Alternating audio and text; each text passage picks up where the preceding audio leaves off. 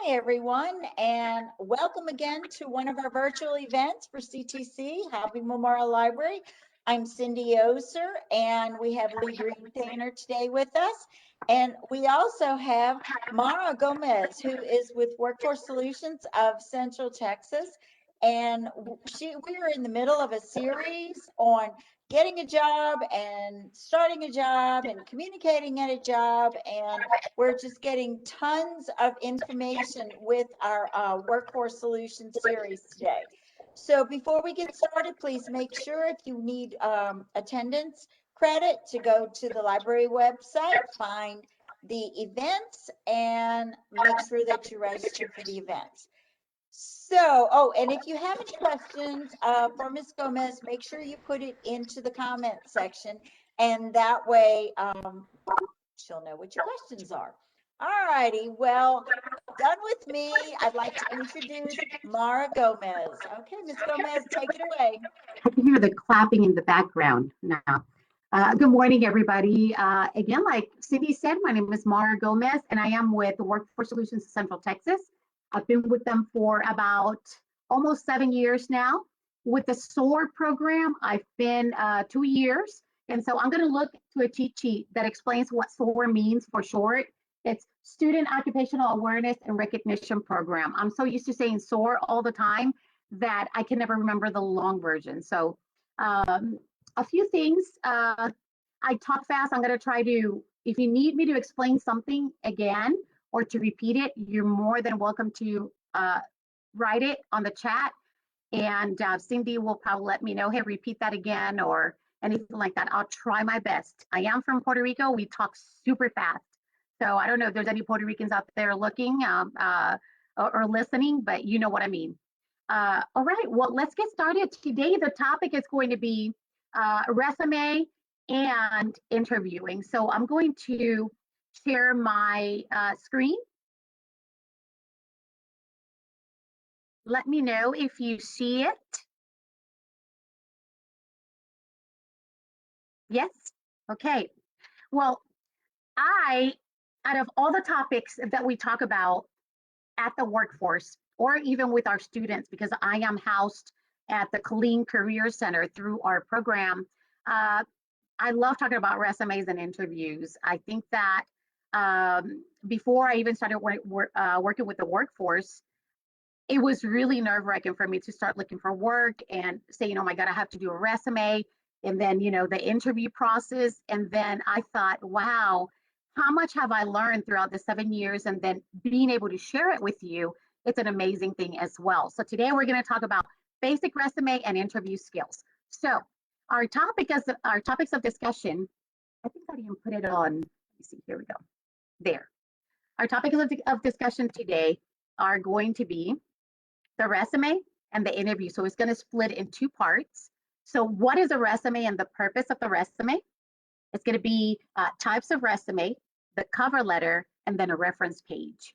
And then in the interview section, we're going to talk about what is an interview and the purpose, then the preparation, how are you going to prepare for that interview, the types of interview, during the interview and after the interview, and then a thank you letter, which is very important. So let's get started. When it comes to resumes, I always say, like Don Draper said, make it simple, but significant. Okay, so make sure that it's 1 page, and we'll talk about that as well. But make it simple but significant. I guess I forgot the it on there. All right, so let's read the formal definition of what a resume is. Formal written communication used to show potential employers that you have the necessary qualifications to meet specific job requirements. In other words, it's really your face without your face. It's everything that you are in a piece of paper, hopefully just 1 piece of paper, maybe the most 2. And then the purpose is to get the job interview. I guess this guy on this picture already got the job interview because he's so excited. So the purpose of the resume is what? Is to get the job interview. So moving on. Let me see if this actually helps me.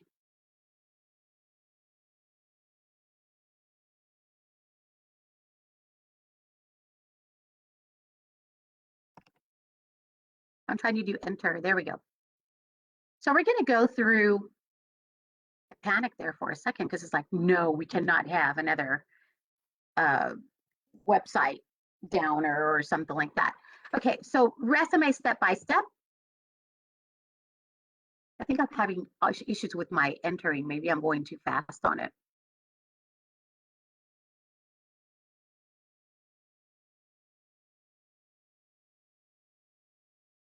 Okay, here we go. I think I'm just going to use my clicker. Okay, so let's go through the parts of the resume to start with. Okay, you have the contact information on there.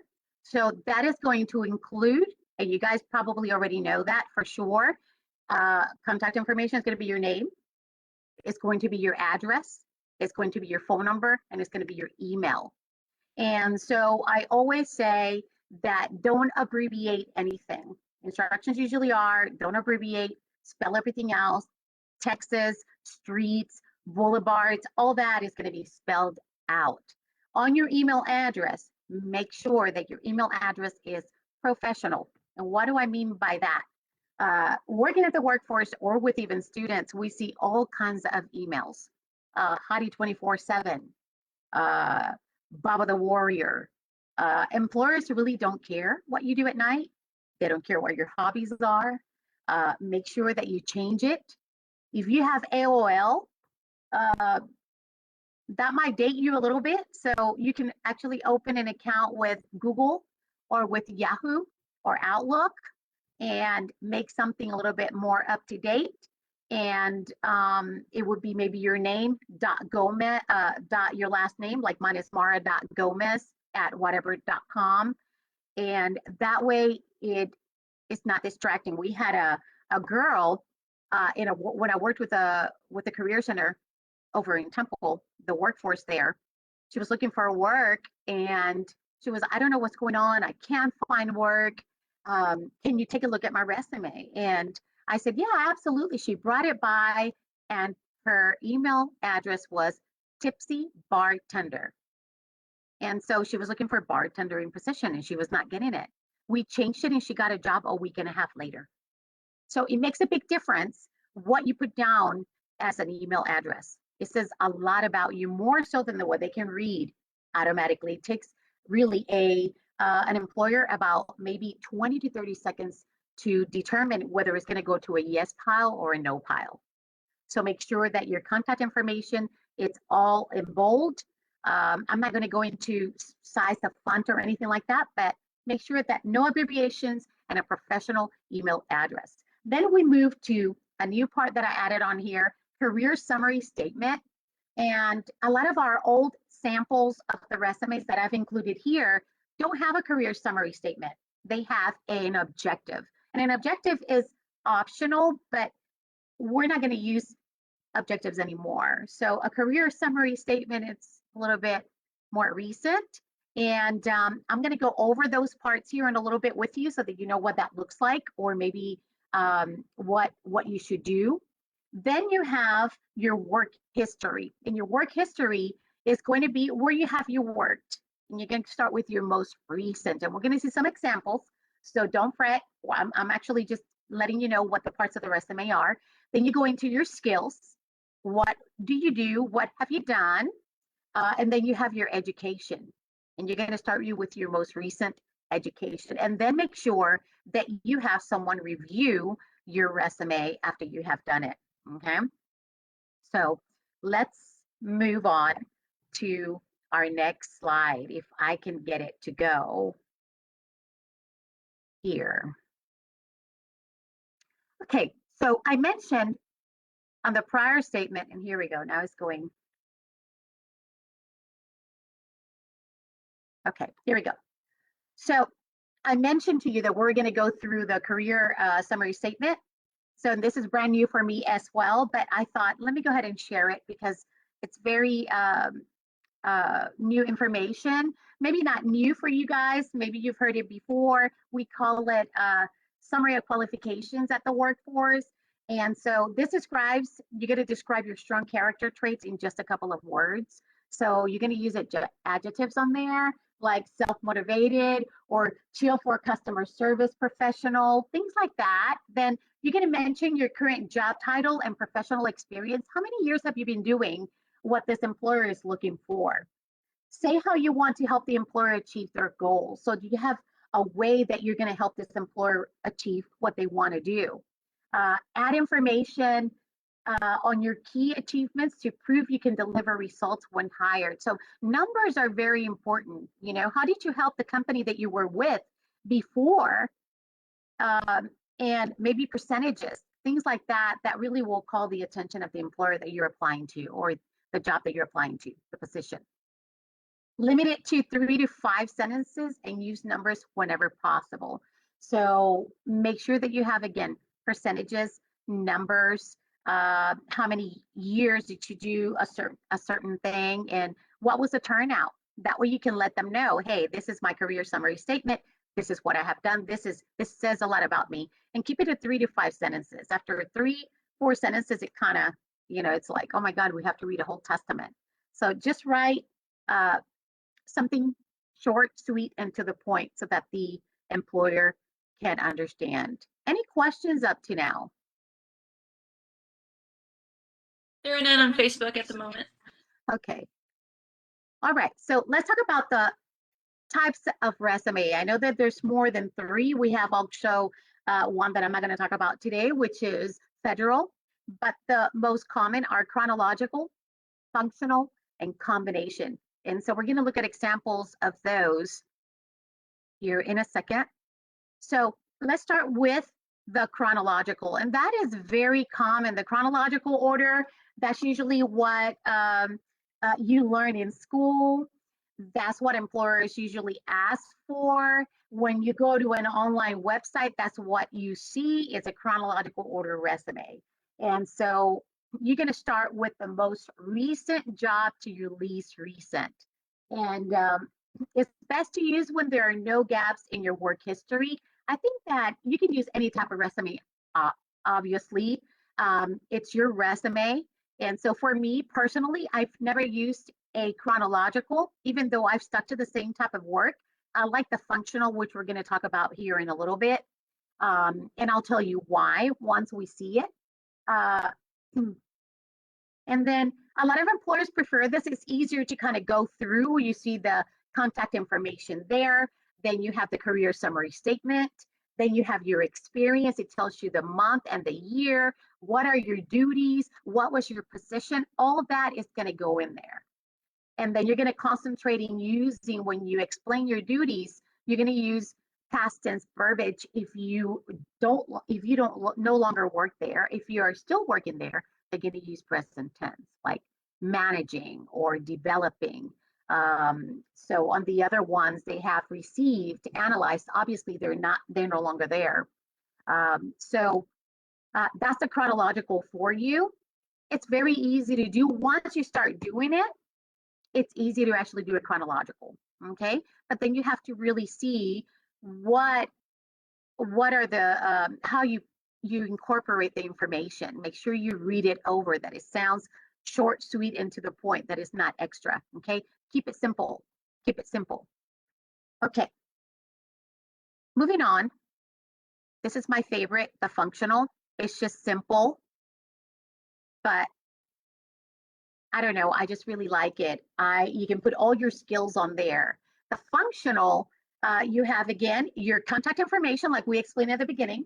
You have the career summary statement. As you can see, I stamped the other one out and just put that word on there because you already know a little bit about what goes in the career summary statement.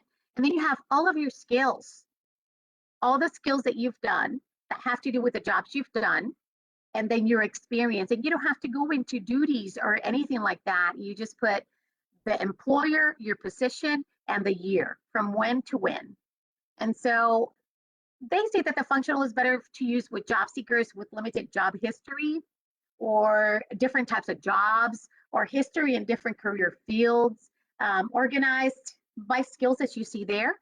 And then it's great for graduates entering the job market, or anyone returning to the workforce. Like if you've been out of work for a long time, you stayed home with your kids and you're going back, this is really good. But I like that even for myself.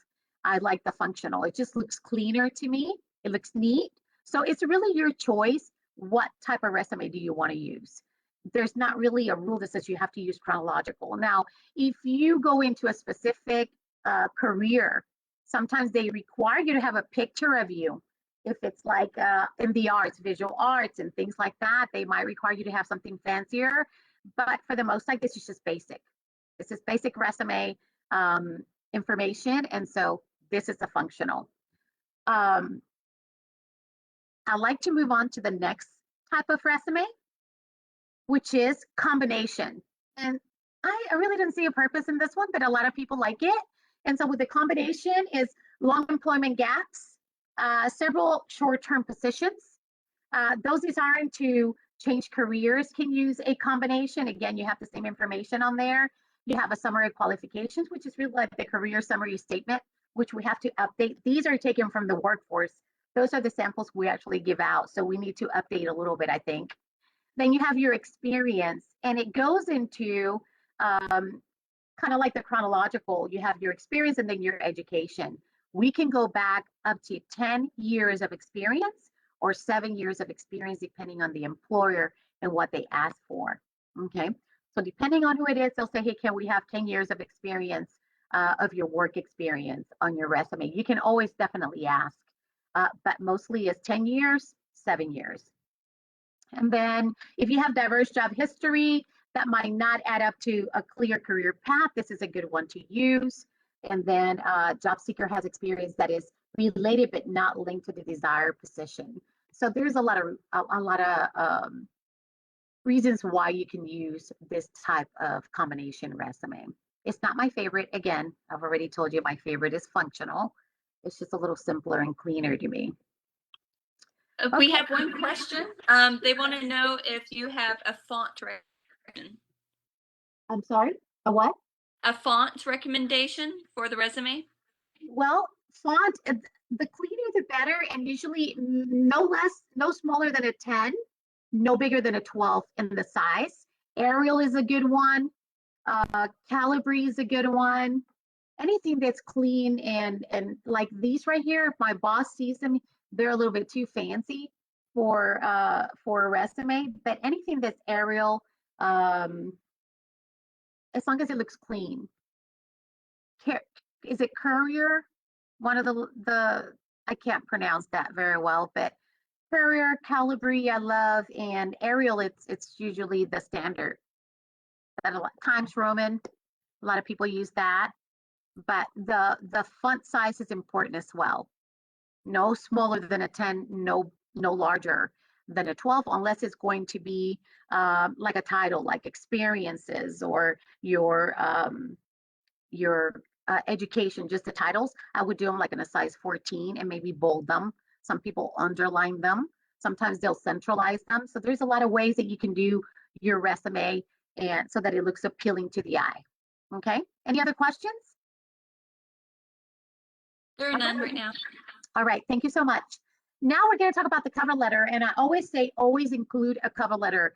And they asked me, well, even if they don't ask me for it, I always include a cover letter because it helps you stand out from the other participants, the other applicants. Not everybody is going to have a cover letter.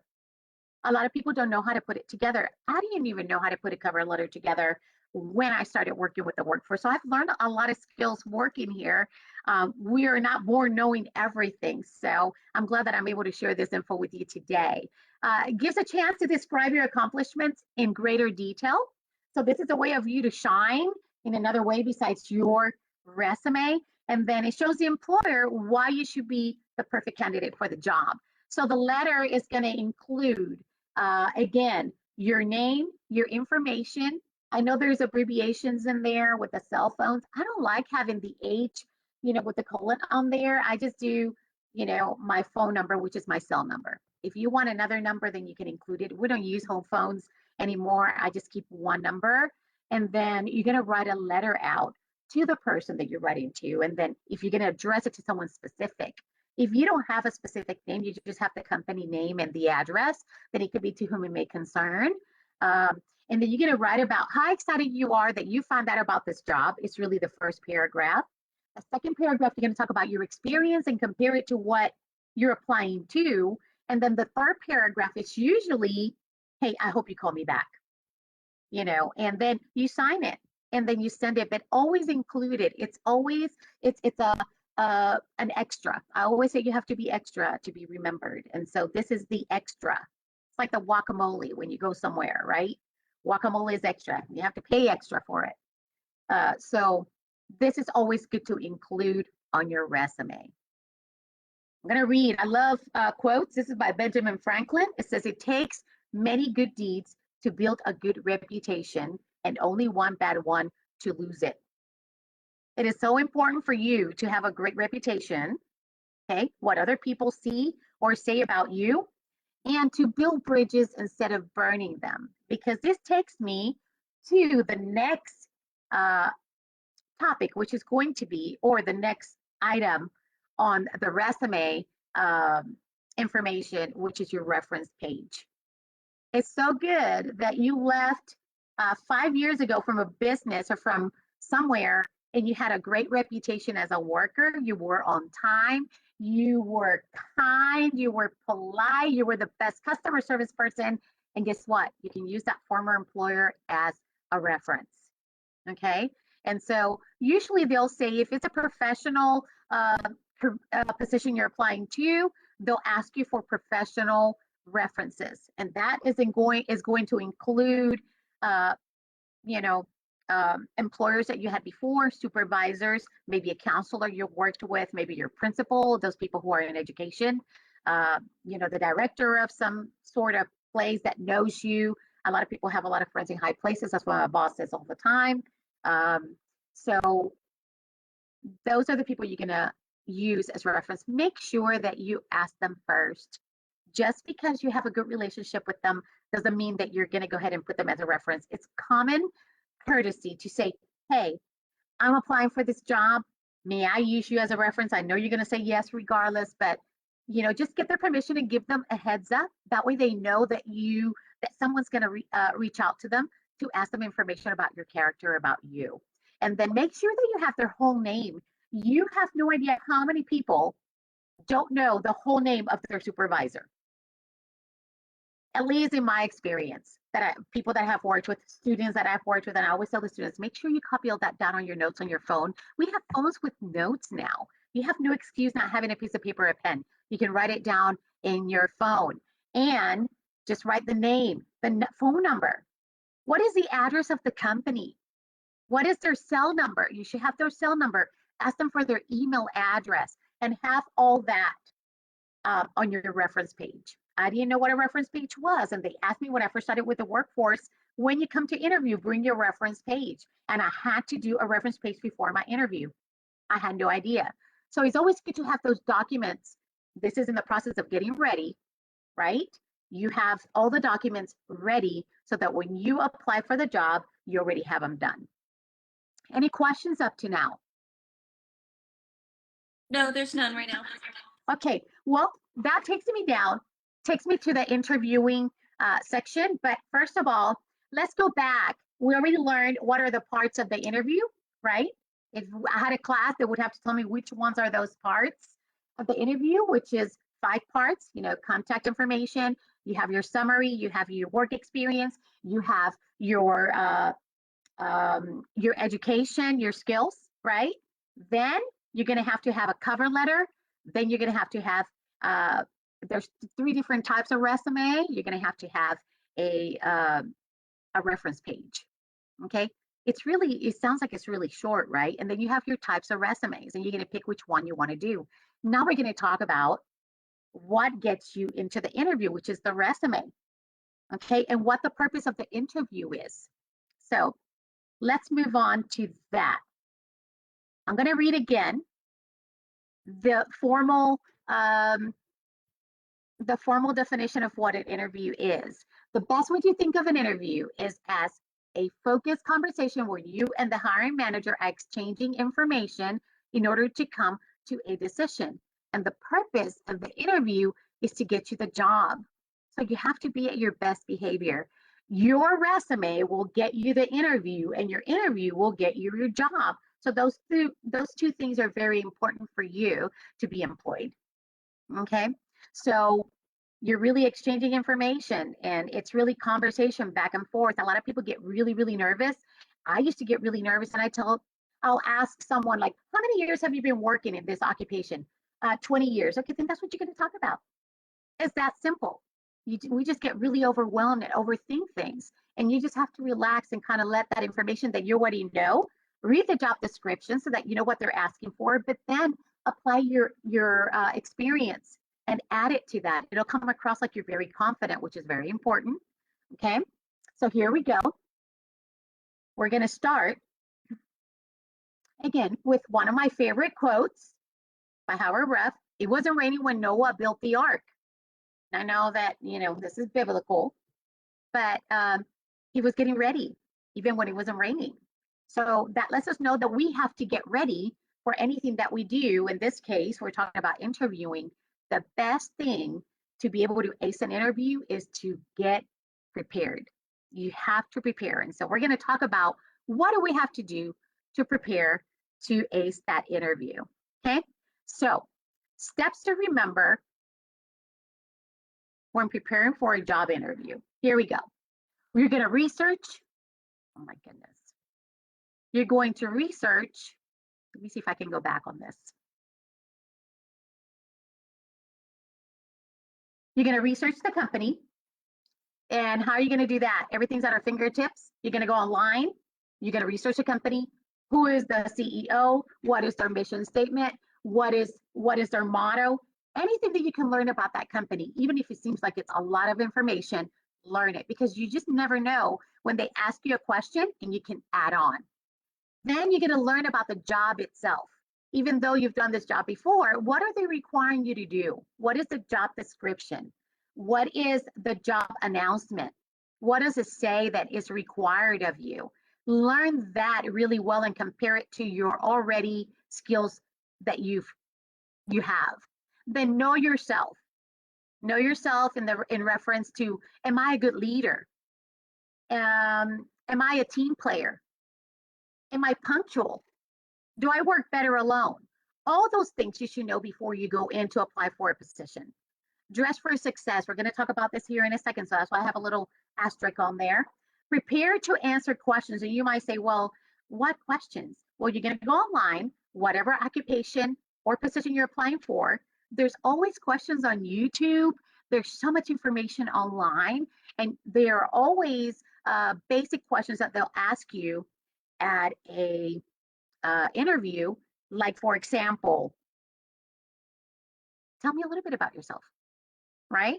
So you're going to prepare to those questions, and that takes me to the 20 to 30-second elevator speech or pitch.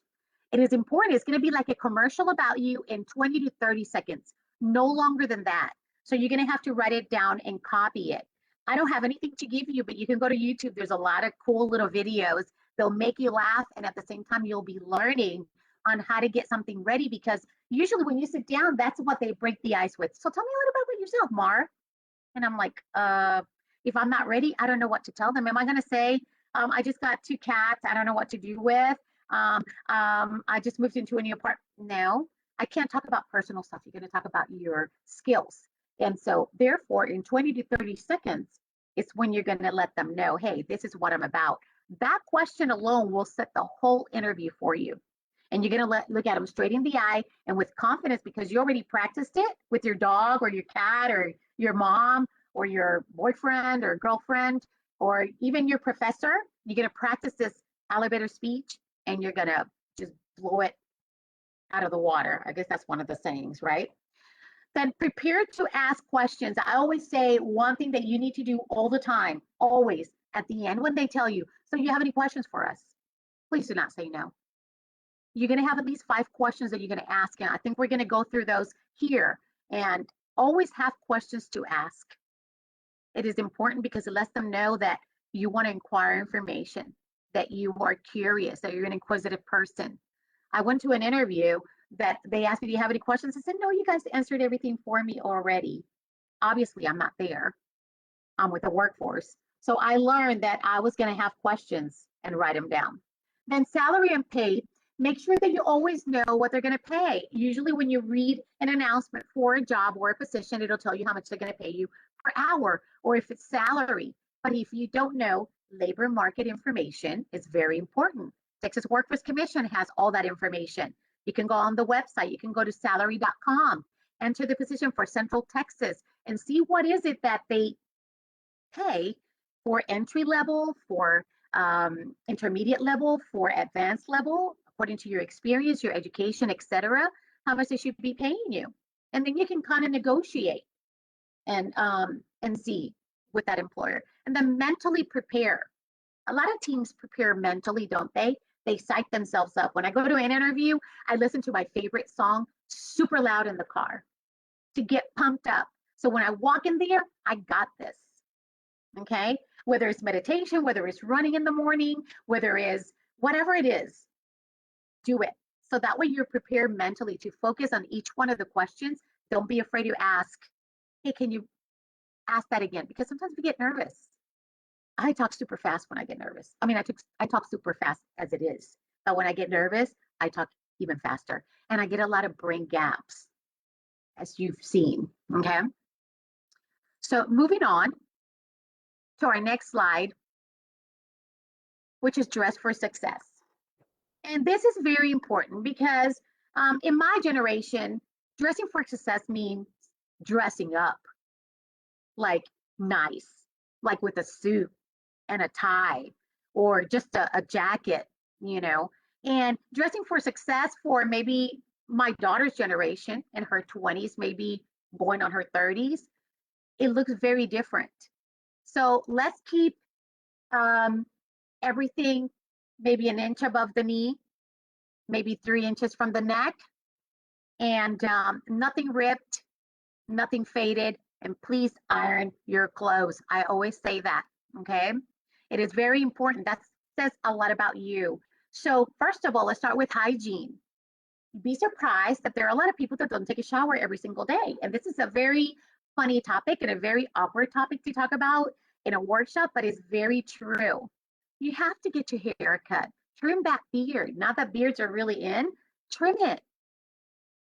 You know, with the women, if you are used to wearing a lot of makeup or a lot of jewelry, or if you're not used to it, at least put a little bit of mascara on, a little bit of lip balm, you know, a little bit of powder goes a long way for the women. Less is more. I would not wear hoops to go to an interview. Now that I know, I will wear maybe studs and I will wear my hair like it is, or maybe in a low ponytail. Something that then you are going to wear maybe neutral colors. Nothing that's going to deter that person from looking at you and asking you questions. Okay. The commercial that was my favorite, which I'm not going to talk about, but it was really a Super Bowl commercial. I think it was like maybe 15 years back. It was about a stain in somebody's shirt and they sat down and the stain was the one that was talking. And the guy interviewing could not concentrate on what the man was replying because of the stain. So make sure that you look at everything, your teeth, your nose, your eyes, everything when you get off. If you're a smoker, please do not smell like an ashtray when you walk in. Make sure you have some spray. I mean, all this will say tons about you. Okay. Try your clothes the night before. I do that because sometimes we gain a couple of pounds and we think that the little suit in the back of the closet is still going to fit us. And then we have to plan that in the morning. What am I going to wear? That takes a long time to put something together. Make sure your shoes are clean. Okay. And then perfume and cologne, keep it down to a minimum or don't wear any at all. Lotion should be enough. There's a lot of people who are very sensitive to scents. And so that is important. You might not know. Maybe there's someone that's going to interview you and they're allergic to something specific. And then, you know, you might not get the job. You never know. All right, moving on. Any questions up to now? How much time do I have? Good on time, about 25 minutes. Yes. Okay. I talk fast. Let's talk about the types of interviews. Okay, there's a lot of types of interviews. Let's start with a phone interview. Phone interview, usually they'll do a phone interview when they're gonna bring you again face to face. It's like a two-step thing. So the phone, your voice for the phone interview is very important. The inflection in your voice. There's a lot of people who are very monotone on the phone, or they just don't know how to speak on the phone. My daughter's one of them. She's great with customer service in person. On the phone, she's learned, but before it was like, yeah, yeah, what do you want me to do? It's like, okay, can you just text me? Okay. So with the phone, you are going to, that voice of yours is going to be your face. I don't know about you, but every time I talk to someone on the phone, if I've never met them, I already imagine by the tone of their voice what type of person they are or how they look. And I might be wrong when I see them, but I remember people at the workforce, some customers, when they had not met me and they came in, they thought, oh my God, we thought you were taller because I'm only 4'11". And so because I talked a certain way on the phone, they thought I was a taller person. Not weird, but it happens. So your voice, your energy on the phone is what's going to capture that employer to bring you in to meet you in person. So if you're a very hyper person like I am, very energetic, that could be very annoying to a lot of people and too much, then sit down, breathe, and answer the questions with enthusiasm, but calm down. If you're a person that is type B personality, very calm and collected, stand up and walk around so you can get some energy going, some blood flowing. So that when they ask you something, you at least sound like you're, excited about it. Okay. Then one-on-one, that's self-explanatory. That's just with one person. What I always add to that is this. If you are doing a one-on-one, you've never met this person before, we're walking to the office, I'm going to look for something that we're going to connect on. If it's a woman, for me, it's easy because it's like shoes, jewelry, lipstick, hair color, whatever. Okay. If it's a guy and I'm a woman, obviously, it's going to be a little harder. I mean, my boss wears different types of socks. And so it was very easy that when I first met him, even though I didn't know he was going to be my boss now, I would compliment his socks because they were really cool. That was his earrings, as a guy. I can't compliment a tie. That could come across as weird to someone. So, if I'm walking into an office, I'm going to look for collections of something, art, elephants, pet pictures, family pictures, and I'm going to compliment great families, that your family, something that you can connect on before you sit down on an awkward moment to answer questions with that person. Okay. Then you have the panel interview. It could be anywhere from 2 people to the biggest panel interview I've ever had was 12 people for TISD, Temple Independent School District. And I wanted to die as soon as I walked in. So in that case, I couldn't shake everybody's hand. So what I did was I shook 3 people's hands and I said, and the same for everybody else. And that made them laugh. And that kind of just brought down the tension a little bit, believe it or not. And I had to focus on each person as my goodness, giving me questions. And so that I could answer one person at a time. It becomes really overwhelming. I was like, oh my God, that was just for one position. So that's a lot of people. So the panel interview, make sure your eye contact it's good, that you're making eye contact with everybody that's talking to you. They're going to be writing stuff down. Take that moment to get ready for the next question. Okay, don't keep talking. If you're like me, I can talk myself out of a job because I talk a lot. So if you know you talk a lot, answer the question and don't add anything else. Let them write and focus and breathe so you can take care of the next question. Okay. Your body language will say more about you than you can say about yourself. So sit up straight. Don't start, playing with your nails. I usually put my hands down. It's really hard for me not to move my hands, but in an interview, then I have to make myself kind of, if I need to move them, then I'll make smaller hand movements so I don't look so aggressive. Okay, because I talk and it's like, oh my God, and so I'm gonna try to really kind of tone that down so it doesn't come across as so hostile, I guess, I don't know, or aggressive. Then you have the group interview, which is one that I don't like at all, even though I'm very outgoing and I talk to everybody. The group interview is going to happen with big companies or people who need to hire a lot of people in a short period of time. They'll do a group interview and you're going to walk in there. There's going to be a panel, maybe 2, 3 people, maybe 2 people, and they're going to ask different people questions in front of the people that are there. whoever you're with, that group. And so that could be nerve-wracking. So make sure that you read a lot about the company, that you read questions about that position, that you know what is it that you did. Again, we've discussed that. Know yourself, know about the company, all that. And that way you can answer the questions when you stand up with a lot of confidence and you stand out from all the people there. Then you have behavioral. And I think anytime that you work with students, with people, a lot of jobs have behavioral questions, which are scenario questions. What if this happens, what would you do? And so be ready to answer questions like that. There's a lot of scenario questions online that you can get ideas on what they might ask you in reference to how you would react to a rude customer. If you see somebody stealing something from work, who do you report it? Things like that. So they want to know what, and there's not a right or wrong question. They just want to know what your opinion is. Okay. And then you have video, which was popular before COVID, but it's very popular now. And so with video, you have to make sure that you have a great connection, one. Okay. Our workforce area has little offices or places that you can call ahead of time and let them know I have a video interview. Can I reserve a small room? This is in Temple. I think Colleen might be the same. I don't want to say, but it might. You can always call ahead and reserve it, and they can set it up for you. And then make sure that if you're at home, your background, it's clean, that there's not a mess, that you are in front of a window instead of behind. You have the window behind you. You should have it in front of you so that they can see your face. Good lighting. Now they sell lighting everywhere. I bought one, I think, at the $5 store. Our boss provided one for us so we could look great on camera.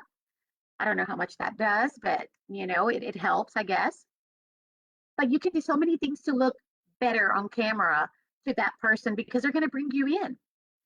Make sure that you're not looking down at your computer. I have it set up on a shoebox and my Bible, believe it or not, so that I can actually be right here talking to you. And then earlier I moved my backdrop because it looked like I had horns. So all of those things are important that are not distracting to other people while you are interviewing. So it is very important. Noise, pets, and make sure that you are dressed completely. I had a friend that had an interview, and I share this with the students all the time. He had an interview with IT, with an IT company in Austin, and he looked really nice. His cat jumped on top of his computer while he was interviewing, was going to knock his coffee down. He got up to grab the cup, and he had pajamas from here down. And so it's embarrassing in a sense. You got to give that employer your full respect.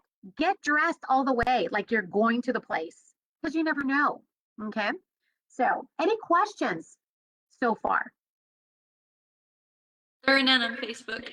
Okay. So you'll never have a second chance to create a good first impression. First impressions are very, very important. Would you say that? Would you agree with me that that's very important? I always told my daughters, you never leave the house in pajamas, and you're never gonna leave the house with your house shoes. But Mom, everybody's doing it. Nope. I always get myself put together because you never know who you're going to see or who you're gonna actually find. If there's someone who's hiring and you're looking for work and you're at the HEB line and you hear about it, or you're talking to someone and an employer hears it and says, I'm looking for someone, can I have your name and phone number? You just never know. What if you're in pajamas? What if so impressions are very important. So once you walk in to the interview, they're going to look at everything. Okay, you're going to be on a loop. So during the interview, I always advise the people who are interviewing to have a folder. And you're going to put documents in there, your transcripts from school, your driver's license copy, list of your questions, etc. Make sure you greet everyone as you walk in. If it's a one-on-one is great. If it's a small panel interview, then shake everybody's hand. Make sure your handshake is firm. I practice with students all the time. It is important It's a hug with a hug. I always say crevice with crevice, and you're going to go in and you're going to shake. And if it's a lady and you're a guy, just take it easy a little bit. You don't have to show her how strong you are. Just be a little bit more careful. But the handshake and the contact, eye contact, is so important. You can engage in small talk before you sit down. It's like, great weather out there. I thought it was going to be raining today, or something along those lines. It's busy around here. I didn't realize it was that busy at this time. Something like that, so that the tension comes down a little bit before you sit. And then be brief answering your questions. I already told you this before. Just answer what they ask you and get on with it. Okay. If you're a talker, again, you can talk yourself out of that job. Stay positive. Okay. It doesn't matter what happens. If they ask you another question and you don't know how to answer it, just say, I'll get back with you. I really don't know the answer to that, but I've done this before. Or something similar that happened to me was this. And you can share something else, but stay positive. Don't show that you're disappointed in yourself in front of them. Be honest, because they're going to know when you're honest and when you're not. Okay. And then check your body language. I already mentioned that. When you're sitting down answering those questions, your body language is going to be very important. Okay. And everybody is nervous and they know that.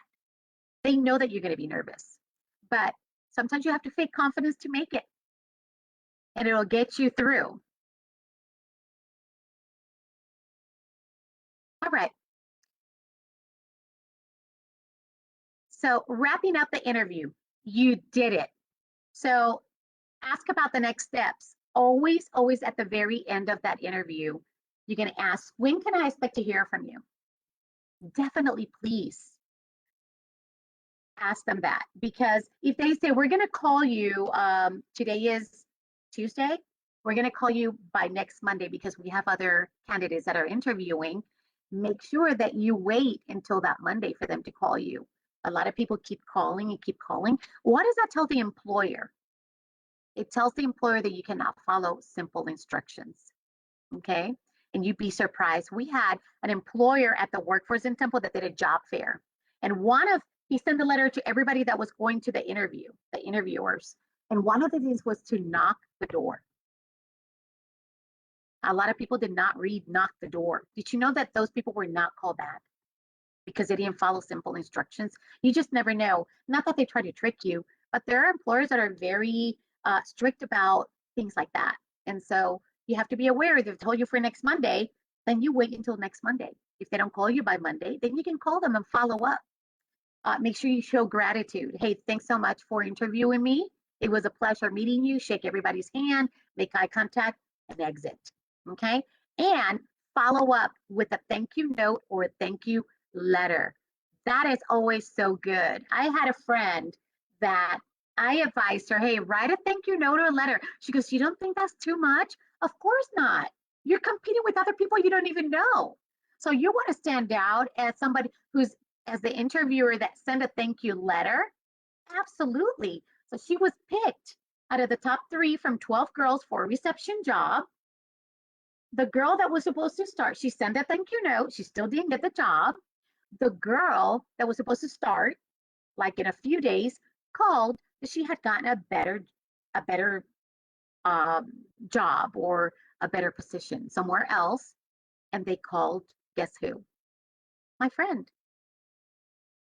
They called my friend because she sent a thank you letter. This is a very long letter sample here. If you are a formal person, then go ahead and write a letter. I used to buy the 5 little cards for $1 at Target. They were really pretty. They were unisex. It wasn't sex specific, gender specific. And I would write a little note by hand. You can type it if you want. To me, it was just because it shows more my personality. And after I gave them the thank you for interviewing me, I would put PS, I hope I get the job, happy face, and it shows them my sense of humor. So it really depends on the group of people you had when they interviewed you, how you felt, and what you want to do. So I had those ready, and I would leave it with a receptionist for after interview, they could give them the note. Okay. If you have been communicating through email, then by all means send an email to the person or to the group of people that you've been communicating with. I would do it right away. A lot of people say wait 24 hours. There's a lot of rules. I want to send it because I might forget. and I don't want them to forget me. Okay. So talk about your enthusiasm for the position in this letter. It shows your personality, show your personality, and is a way to remember you. And it's a great impression, this little letter. It is very important. And you can just have in a flash drive, thumb drive, however you call it. You can have a resume, cover letter, reference page. You can have a thank you letter, and you can have a draft of all those. And then for every job you apply, then you already have it done in that flash drive, and you don't have to worry about, oh, I gotta write another letter. You just have it. You just change the information on it. Make sure that you proofread it. It is important.